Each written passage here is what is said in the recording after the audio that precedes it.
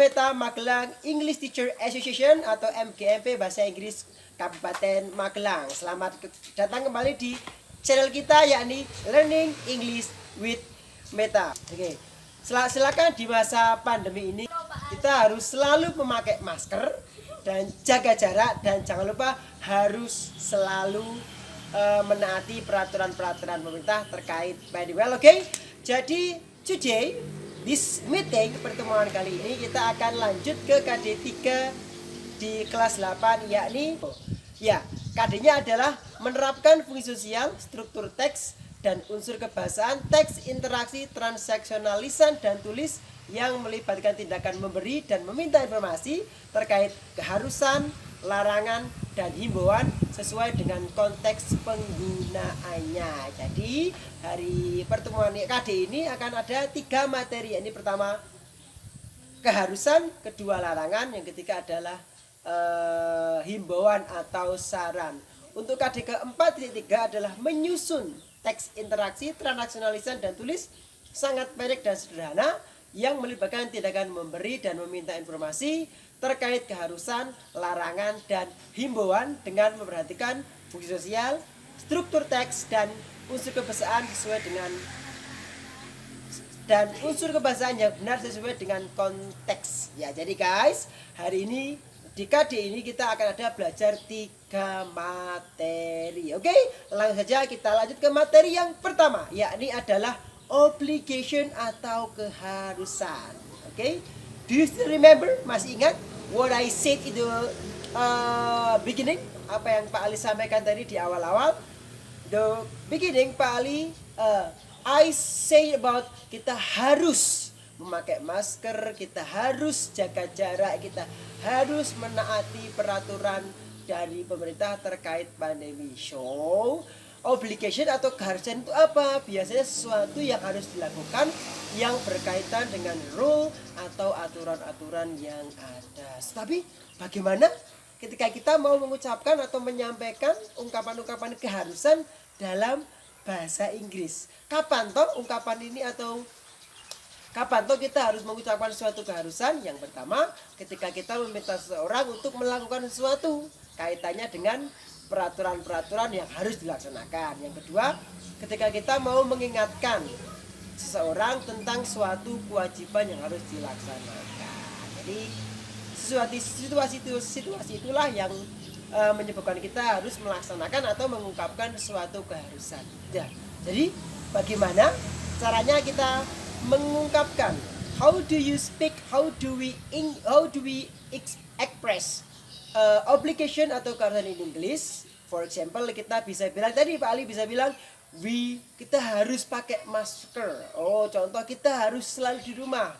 Kita bisa pakai we must stay at home. Kita tahu juga bisa dengan we must wash our hands regularly with soap.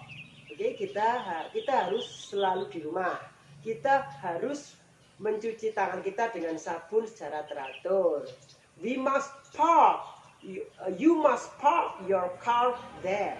Kamu harus memarkirkan mobil kamu di sana, nggak boleh parkir sembarangan ya. Atau bisa juga dengan you must be diligent. Kamu harus rajin selama masa pandemi ini meskipun belajarnya online.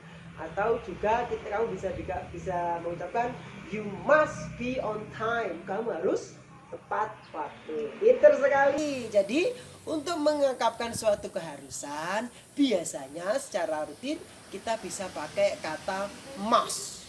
M-U-S-T. Must itu artinya harus.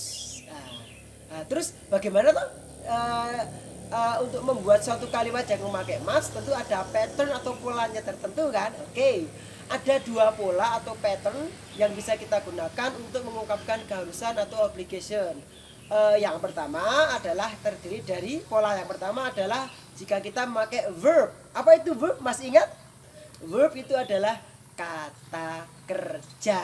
Jadi ketika kita pola yang pertama menggunakan kata kerja, polanya adalah subjek, kemudian langsung diikuti dengan must, kemudian diikuti dengan kata kerjanya, kemudian diikuti dengan complement atau pelengkap atau objek yang lain. Sebagai contoh, we must stay at home.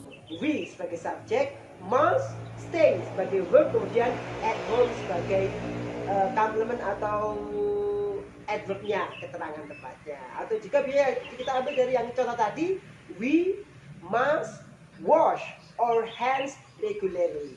Kita harus mencuci tangan secara rutin. We sebagai subjek, must, kemudian wash kata kerjanya, kemudian our hands objeknya, with verb adalah adverb atau keterangannya. Itu adalah pola yang pertama apa tadi?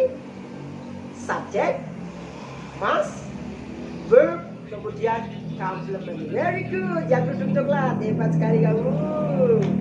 Next, untuk pola yang kedua adalah jika kita ingin mengungkapkan keharusan tapi terkait sifat. Contoh, kamu harus rajin, kamu harus tepat waktu. Ini kan rumusnya adalah atau patternnya adalah subjek, kemudian diikuti dengan must, diikuti dengan be, kemudian diikuti dengan complement. Complement itu apa ya? Pelengkap tadi kalau tidak adverb, keterangan atau adjektif kata sifat. Kita lihat contohnya yang tadi. You must be diligent. Kamu harus rajin. You sebagai subjek, must, kemudian ada be, ada diligent. Pak, kenapa harus pakai be? Karena be itu sebagai to be itu sebagai kata kerja bantu. Ketika ada kalimat yang tidak ada kata kerja aslinya, kita harus menggunakan kata kerja bantu atau to be. Next, contoh yang kedua adalah you must be on time. Kamu harus tepat waktu. You sebagai subjek, kemudian diikuti must, be, on time itu adverb atau keterangan waktu. Jelaskan sampai sini, hanya ada dua pola yang perlu kamu pahami. Untuk lebih jelasnya, mari kita lihat video berikut ini. I don't think that this virus will spread widely. Neither do I, so what must we do? I think we should follow the government. You mean we must stay at home? Yes, there is no safe place except our homes. You're right, we must also wash our hands with soap regularly. Well guys, sekarang kita akan masuk ke materi masih di KD 3.3, tapi materi yang kedua yakni prohibition atau larangan. Nah, kapan kita melarang seseorang atau kapan kita menggunakan ungkapan-ungkapan larangan? Ada yang bisa tahu coba? Yang baju merah bisa jawab? Betul sekali. Untuk mengungkapkan ungkapan pelarangan atau larangan, biasanya yang pertama itu untuk memperingati seseorang untuk tidak melakukan sesuatu. Contoh, orang sedang pakai motor ngebut, ya kan? Jangan ngebut, gitu kan? Kemudian ada orang ketika masa pandemi itu tidak pakai masker, jangan lupa pakai masker dan sebagainya. Yang kedua adalah untuk melarang seseorang melakukan sesuatu yang berbahaya atau sesuatu yang tidak. Nah, terus bagaimana jika kita mau mengungkapkan larangan dalam bahasa Inggris? Ya, kita lihat contoh-contohnya adalah, for example, don't think that I forget your birthday. Don't invite them. Atau bisa juga bilang, don't eat expired food. Don't be sad. Don't be noisy. Saya ulangi ya, yang pertama, don't think that I forget your birthday. Jangan berpikir kalau saya lupa ulang tahunmu loh. Kemudian juga, don't invite them. Jangan undang mereka. Terus tadi, don't eat expired food. Ada teman kamu ya, cek ternyata makannya expired. Jangan makan makanan expired kamu, makanan yang sudah kadaluarsa tadi. And then next, don't be sad. Jangan bersedih. Jangan bersedih. Kemudian don't be noisy. Ketika kamu di perpus dan baca dan ada orang berisik, jangan berisik, don't be noisy. Itu adalah contoh-contoh untuk mengungkapkan larangan. Oh, jadi seperti kemarin untuk ungkapan larangan juga ada dua pattern atau dua pola utama ketika kita mau mengungkapkan larangan. Nah, tadi kita cek apa kata pertama yang saya ucapkan ketika mau mengungkapkan larangan. What is the first expression? Good job.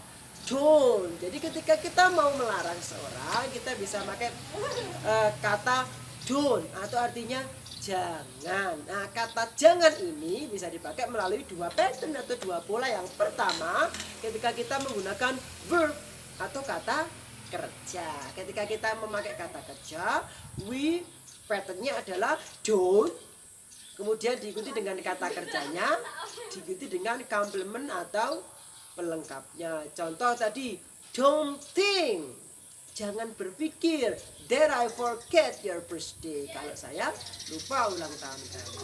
Jadi, don't-nya itu sebagai don't, larangan, kemudian setelah don't diikuti dengan think, berpikir, itu kan kata kerja.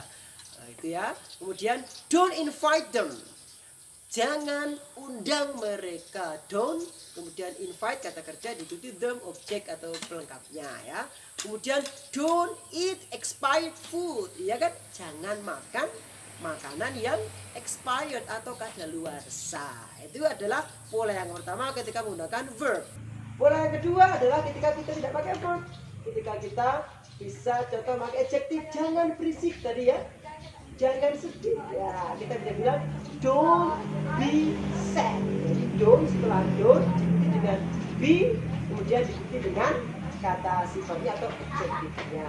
Kita lihat don't be itu be, sad itu adjektif atau kata sifat. Kemudian don't be noisy, jangan berisik. Mama papa lagi tidur. Contoh ini lagu lama ya. Jangan don't terus diikuti be, kemudian diikuti noisy. Gampang kan? Cuma ada dua pattern. Nah, anak-anak semuanya, ada cara-cara lain. There are others way to express prohibition. Jadi ada cara-cara lain selain don't yang bisa kita ucapkan, yang bisa kita gunakan to express prohibition, untuk mengungkapkan larangan. Biasanya kita pakai kata prohibit atau melarang, kemudian ban, jadi kan ya should be ban, harus dilarang. Kemudian ada kata forbid, for example, you are prohibited to enter the room, kamu dilarang memasuki ruangan. Kemudian juga bisa bahkan you are banned, kamu dilarang to use drugs, untuk menggunakan obat-obatan atau narkoba. Kemudian bisa juga pakai not allowed, you are not allowed to swim in the sea, kamu tidak boleh berenang di laut, bolehnya di kolam renang gitu kan. And then next kita juga bisa pakai you are not permitted, kamu tidak diizinkan to park your vehicle here, untuk memarkir kendaraanmu di sini. Jadi kita bisa pakai prohibited, kemudian pakai not permitted, not allowed, kemudian bisa pakai banned, kemudian bisa pakai forbidden. Itu artinya juga dilarang atau larangan, tapi untuk jenis-jenis kalimat yang lebih lengkap. Oke, terus bagaimana untuk merespon ketika orang itu memberikan kita, menyampaikan suatu keharusan atau larangan? Kita bisa pakai alright, oh, thank you. Contoh orang, oh, don't swim in the sea. Oke, alright, gitu kan. Don't be sad, jangan bersedih. Kan itu menghibur kita ya. Thank you, kita bisa pakai thank you. Kemudian kita bisa pakai okay. Don't swim in the sea. Oke, I won't. Oke, aku tidak akan berenang. Alright, tentu. No, I won't. Tidak, aku tidak akan melakukannya. Yes, alright. Oh ya, tentu. Itu adalah ungkapan untuk menanggapi orang-orang yang memberikan atau menyampaikan larangan atau suatu perintah untuk kita. Oke, lebih jelasnya mari kita lihat video berikut ini. Next week is my birthday. Yes, don't think that I forget your sweet Thailand. Can I invite my classmate to our house? No, we are forbidden together. Any idea? Don't be sad. We'll celebrate it at home.